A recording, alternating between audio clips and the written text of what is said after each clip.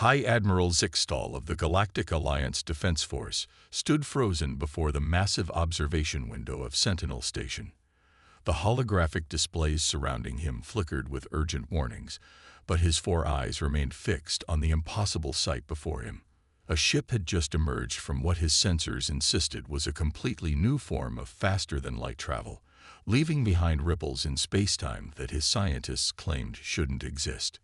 The vessel was massive, easily dwarfing the largest Alliance battlecruiser, but it was its design that truly captured attention. Unlike the sweeping organic curves favored by Alliance engineering, this ship bore clean geometric lines that seemed to absorb light rather than reflect it.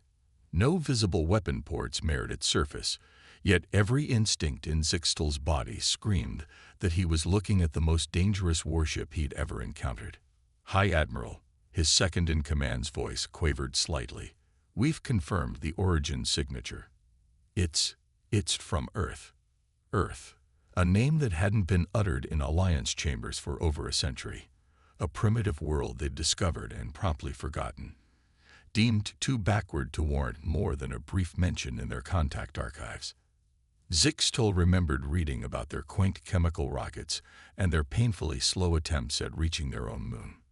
"Impossible," he whispered, but the proof hung before him in space, defying his disbelief. A communication request flashed across his screens. The ship, which his sensors now identified as the HSS Defiance, was broadcasting on all frequencies using perfect Alliance protocols that hadn't been shared with them. The message was brief, requesting diplomatic dialogue with the Galactic Alliance Council. "We come in peace, but we will not be ignored again."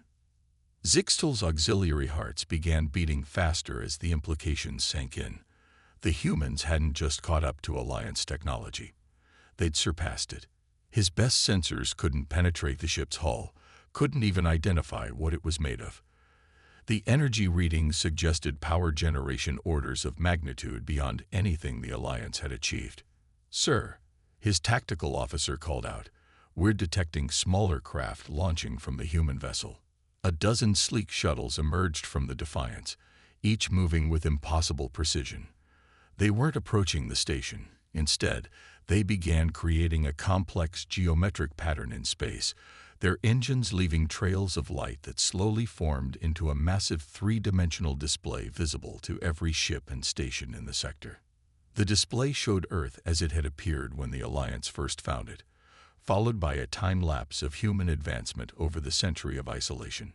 Cities spreading across the planet and into the seas, massive space elevators reaching into orbit, the greening of deserts, and finally, humanity's expansion into the stars. All achieved without any help from the Alliance that had dismissed them. "They're not attacking," observed his science officer. "They're teaching." Zixtal understood the message clearly. "This is what you missed. This is what you could have been part of. This is who we are." The Defiance maintained its position, a silent testament to human determination.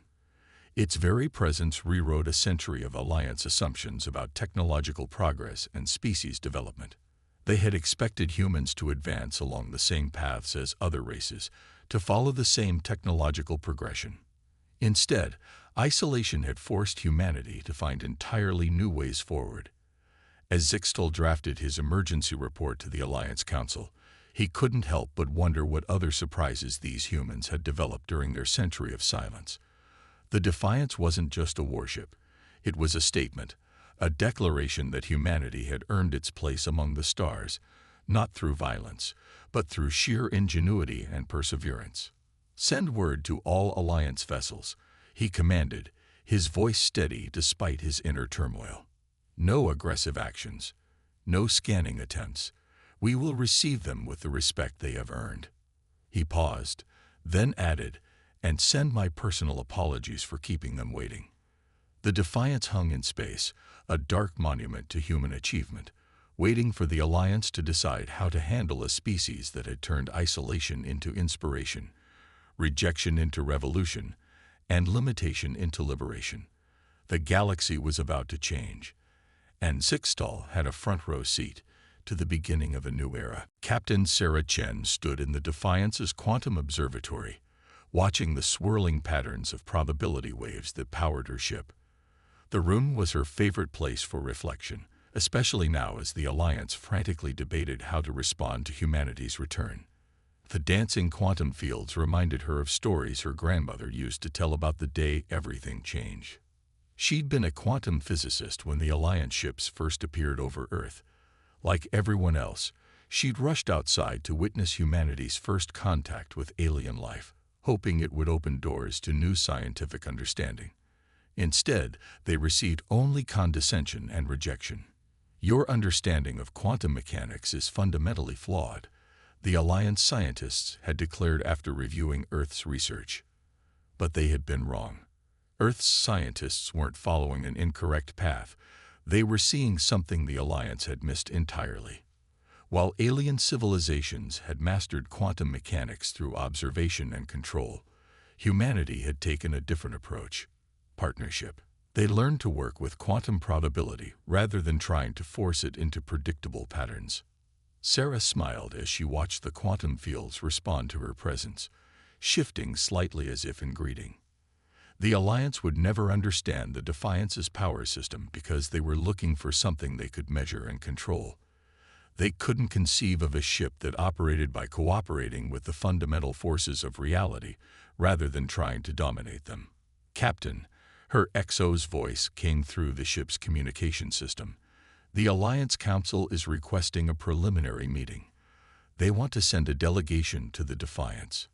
"Acknowledged," Sarah replied, turning away from the quantum display. "Prepare the Harmony Chamber for visitors." The Harmony Chamber was another innovation that would baffle the Alliance, a room designed to automatically adjust its environment to perfectly match the biological needs of any species, not through complex mechanical systems, but through advanced bioengineering that responded intuitively to its occupants. Like everything else on the Defiance, it represented humanity's unique approach to technological advancement. As Sarah made her way to the bridge, she passed crew members going about their duties. Each wore what the Alliance would probably assume was some form of advanced environmental suit. In reality, the seamless black uniforms were a second skin of programmable matter, another technology born from humanity's different way of thinking. Why build rigid protective suits when you could create clothing that adapted itself to protect its wearer? The bridge of the Defiance was unlike anything in the Alliance fleet. No banks of control panels, no hard displays, no command chair. Instead, the circular room was filled with flowing holographic interfaces that responded to thought and gesture. Crew members stood at various points around the space, their movements orchestrating the ship's operations like conductors leading an invisible orchestra. "Status report," Sarah called as she entered. "Alliance vessels maintaining their distance," her tactical officer reported. "Their attempts to scan us have decreased by 87% since our initial arrival. It seems High Admiral Zixfel's orders are being followed." "And our guests?" "The Alliance delegation will include representatives from their top scientific and diplomatic corps. They're particularly interested in understanding our propulsion technology." Sarah nodded. Of course they were. The Defiance's quantum slip drive had allowed it to cross vast distances without generating any of the subspace distortions that Alliance ships left in their wake. It was faster, more efficient, and completely impossible according to their understanding of physics. "Prepare a demonstration of our basic capabilities," she ordered. "Nothing classified, but enough to make them understand. It's time they learned that there's more than one path to the stars." As her crew carried out their duties, Sarah reflected on how far humanity had come. The Alliance's rejection had forced them to question everything they thought they knew about science and technology. Without access to alien knowledge, they had to find their own ways forward. What seemed like a curse had become their greatest blessing. The Defiance wasn't just a warship, it was a testament to human creativity and resilience. Every system, every innovation represented a different way of solving problems. While the Alliance had built their civilization on the principle of controlling nature, humanity had learned to work with it, to find harmony rather than impose order. "Captain," her science officer called out, I'm detecting quantum fluctuations from the Alliance fleet. I think they're trying to understand how our drive system works. Let them look, Sarah replied with a slight smile. They won't understand what they're seeing until they learn to see differently. She paused, watching the Alliance ships on the main display. Sometimes the greatest discoveries come not from finding new answers, but from asking different questions entirely. The Defiance continued its silent vigil, its very existence challenging everything the Alliance thought they knew about technological progress. Soon, their delegation would arrive, and humanity would begin sharing its knowledge, not as a primitive species grateful for recognition, but as equals who had found their own path to the stars. The Grand Chamber of the Galactic Alliance Council had never seen such chaos. Representatives from 1,000 worlds argued across the tiered seating, their voices echoing off the crystalline walls. At the center of the storm stood First Speaker Ixel, her luminescent tendrils pulsing with stress as she tried to maintain order. The humans have made no threats, she reminded the assembly, her translator converting her harmonic speech into standard Alliance language. They request only dialogue. Their very presence is a threat, bellowed Counselor Drax of the militant systems. The massive reptiloid slammed his tail against the floor for emphasis. A single ship that can bypass our most advanced detection systems. Technology we cannot even comprehend. This is precisely why primitive species must be guided along approved technological paths. The chamber's holographic displays showed the Defiance from multiple angles, its dark hull seeming to defy analysis. Teams of Alliance scientists had spent hours studying the sensor data, only to come away with more questions than answers. Perhaps, came a quiet voice from the lower tier, we should consider that our understanding of primitive may be flawed. All eyes turned to elder scientist Nyx, the ancient Cerebian's crystalline form catching the chamber's light. She had been among the first to study human scientific theories a century ago.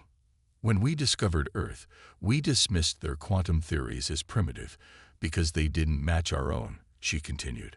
We assumed our path of technological development was the only valid one. But look at what they've achieved by thinking differently. The chamber's main display shifted to show the detailed analysis of the Defiance's hull. The material appeared to be in constant flux at the quantum level, yet maintained perfect stability. It defied every principle of metallurgy the Alliance had established over millennia. Their ship doesn't just surpass our technology, Nyx explained, her voice filled with academic excitement. It represents an entirely different approach to scientific advancement. They haven't just climbed the ladder of progress, they built their own ladder. The implications silenced the chamber. The Alliance had spent thousands of years categorizing species by their technological development, assuming all civilizations would follow similar paths of advancement. The humans had proven this fundamental assumption wrong. A junior counselor from the Commerce Worlds raised a trembling appendage. What of their weapons? Surely they must have. We detect no conventional weapon systems, interrupted High Admiral Zixtel, speaking from his command station via hologram. But that's rather the point, isn't it? We're looking for things we understand. The Defiance itself is something else entirely. The Admiral's image was replaced by footage from the ship's arrival. The seamless way it had emerged from what appeared to be normal space, the impossible readings from its hull, the casual demonstration of technologies that should not exist. They're not here to fight. First Speaker Ixel said into the silence. They could have attacked at any time. Instead, they wait patiently, showing us only enough to make us understand our own limitations. Elder Scientist Nyx floated forward, her crystalline form humming with excitement. Don't you see? This is the greatest opportunity the Alliance has ever encountered. A completely different path of scientific development, a new way of understanding the universe itself. And what of our authority? Counselor Drax demanded. If word spreads that a primitive species has surpassed us, then perhaps, Ixel cut in, her tendrils glowing with determination. It is time for the Alliance to learn humility. We claim to be guides to younger species, yet we may have been blind to possibilities they could see clearly. The chamber's displays shifted again, showing the geometric message the human shuttles had created. The history of Earth's advancement played out once more, but now the Council watched with new eyes. They saw not just technological progress, but a fundamental shift in how problems could be approached. "The delegation will proceed," Ixel declared, using her emergency authority to override further debate. "We will meet with these humans, not as superiors deigning to grant audience, but as equals seeking to learn." As the council session adjourned, the representatives filed out in unusual silence, each lost in thought. Their comfortable assumptions about their place in the galaxy had been shaken. The humans hadn't just caught up to them. They had revealed that the path to the stars had more branches than anyone had imagined. In orbit above, the Defiance waited, its mere presence continuing to challenge everything the Alliance thought they knew about progress, power, and possibility. The humans had turned their century of isolation into an opportunity for innovation, and now the galaxy would never be the same. Dr. Venna Linrai moved through the Defiance's harmony chamber with growing amazement. The Meriday anthropologists' sensor tendrils quivered as they detected subtle shifts in the room's very structure, adapting to her unique biology without any visible mechanism or control system. "The chamber responds to life itself," explained Lieutenant James Rodriguez, her human guide. "No programmed responses, no predetermined settings. It learns and adapts naturally, like a living organism." Venna's translation matrix struggled to convey concepts that challenged fundamental Alliance assumptions about technology. She had spent decades studying emerging civilizations, but nothing had prepared her for this. "You speak of your technology as if it were alive," she noted, her crystalline eyes shifting through spectrum bands as she analyzed the chamber. "In a way it is." James gestured to the walls, which rippled slightly in response. "Early in our isolation, we realized we were approaching technology all wrong. The Alliance builds machines to impose order on nature. We learned to create systems that work in harmony with it." The revelation struck Venna like a gravitational wave. She had been chosen for the delegation because of her expertise in studying technological development across species. Now she understood why the Alliance had failed to predict human advancement. They had been looking for the wrong signs. "Your quantum drive," she ventured, "it doesn't force space-time to bend. It asks nicely," James finished with a smile. "We discovered that the universe is more cooperative when you work with its natural patterns rather than against them." Their conversation was interrupted by the arrival of Captain Chen and High Admiral Zixtal. The Alliance leader's 4 eyes were fixed on a small device floating beside him, one of the humans' diagnostic probes that had been examining the Alliance flagship. "Impossible," Zixtal was saying. "Your probe didn't just analyze our systems, it improved them. Our engine efficiency has increased by 30%. The probe noticed inefficiencies in your power distribution," Sarah explained. "It didn't change anything. It simply suggested better ways to use what was already there, like a gardener guiding a plant's natural growth." Venna watched the interaction with growing excitement. Throughout her career, she had documented how different species approached similar challenges. But humans hadn't just found new solutions, they had fundamentally changed the relationship between intelligence and environment. "The Alliance teaches that advancement means increasing control over nature," she said slowly. "But you've shown that true progress can come from increasing harmony with it instead." The harmony chamber shifted again, its environment adjusting to accommodate the different biological needs of all 4 beings present. No conflicts, no compromises, just elegant cooperation between systems.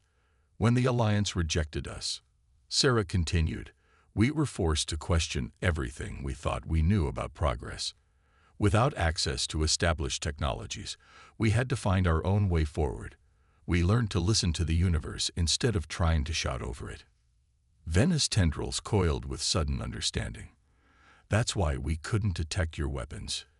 You don't have any, do you? Not in the way we understand them." "The Defiance itself is our defense," James confirmed. "Its hull doesn't just resist damage, it learns from every interaction. The more energy you direct at it, the better it becomes at working with that energy. Fighting it would be like fighting the tide. The harder you push, the stronger it becomes. High Admiral Zixtal's scales shifted color as he processed the implications. Your ship isn't a demonstration of power. It's a demonstration of possibility. Sarah finished. We're not here to challenge the Alliance's authority. We're here to share a different way of thinking about progress itself. The chamber's atmosphere seemed to hum with potential as the four beings stood together. Venna realized she was witnessing more than just first contact. This was first understanding. The humans hadn't just advanced beyond expectations. They had evolved beyond the very concept of technological dominance. My findings will transform how the Alliance approaches development, Venna declared, her academic excitement barely contained. Every species we encounter may have their own unique path to the stars. We've been limiting progress by insisting everyone follow our route. The universe is vast, Sarah agreed, looking out at the stars visible through the chamber's adaptive walls. There's room for many paths forward, as long as we're willing to learn from each other. In that moment, surrounded by technology that defied conventional understanding, representatives of two very different approaches to civilization found common ground.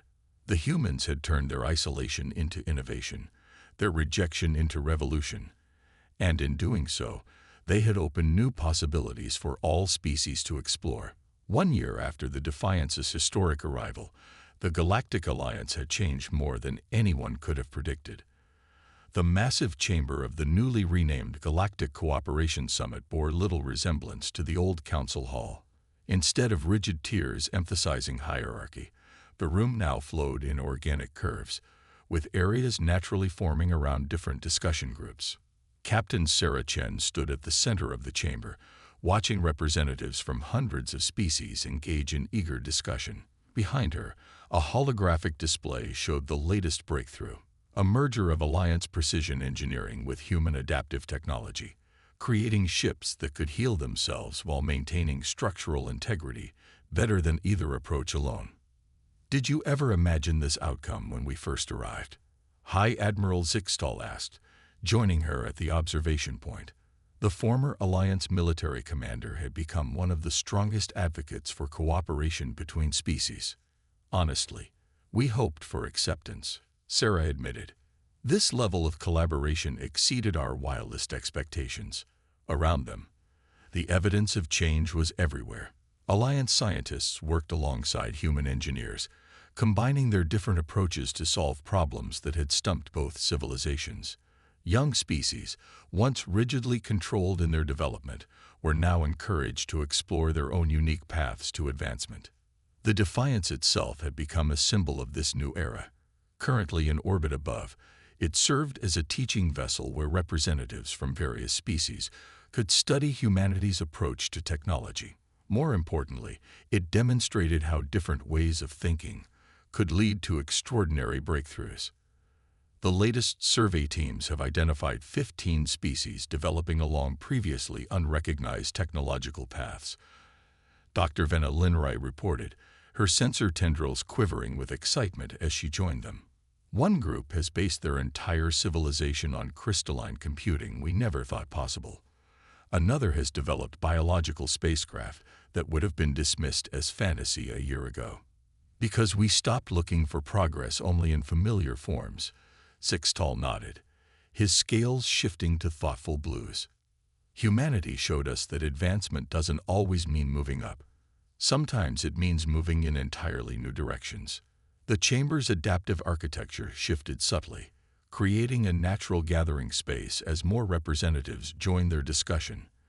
The technology, a collaboration between human bioengineers and Alliance architects, exemplified the new approach to development, working with natural patterns rather than imposing artificial ones. The Harmonic Drive project is ready for its first test, Sarah announced, bringing up a detailed hologram. A complete redesign of faster-than-light travel, combining Alliance precision with human quantum cooperation principles. The assembled representatives watched in fascination as the simulation played out. The new drive system didn't tear through space or force it to bend. Instead, It created a resonance with space-time itself, allowing ships to flow through the universe like fish through water. More efficient, more stable, and most importantly, born from the combined wisdom of multiple species. We're receiving requests from over 30 worlds to join the exchange program, Vena added, not just to learn human technology, but to share their own unique developments. The crystalline concordat's approach to information storage has already revolutionized our database systems. Sarah smiled, remembering the fear and tension that had surrounded the Defiance's arrival. A year ago, the Alliance saw us as a potential threat. Now we're all students, learning from each other. And teachers, Zixtal corrected. Every species brings their own wisdom to share. We just needed to learn how to listen. The chamber's displays shifted to show various projects underway across Alliance space. Hybrid technologies combining approaches that would have been dismissed as incompatible a year ago. Research teams made up of species that once would have been considered too primitive to contribute. Each project represented not just technological advancement, but a fundamental shift in how civilization itself could progress. The real breakthrough wasn't any single technology, Sarah reflected, watching a group of young scientists from a dozen worlds excitedly discuss a new theory. It was learning that progress doesn't have to follow a single path. The universe has room for countless ways forward. Outside, the stars shone on a galaxy transforming itself. The Defiance's arrival had done more than prove humanity's worth. It had sparked a renaissance of innovation and cooperation. In seeking their own path to the stars, humans had helped create a future where every species could find their unique way to advance, contributing to a tapestry of progress far richer than any single civilization could have achieved alone. The age of isolation was over. The age of cooperation had begun, and the possibilities were endless.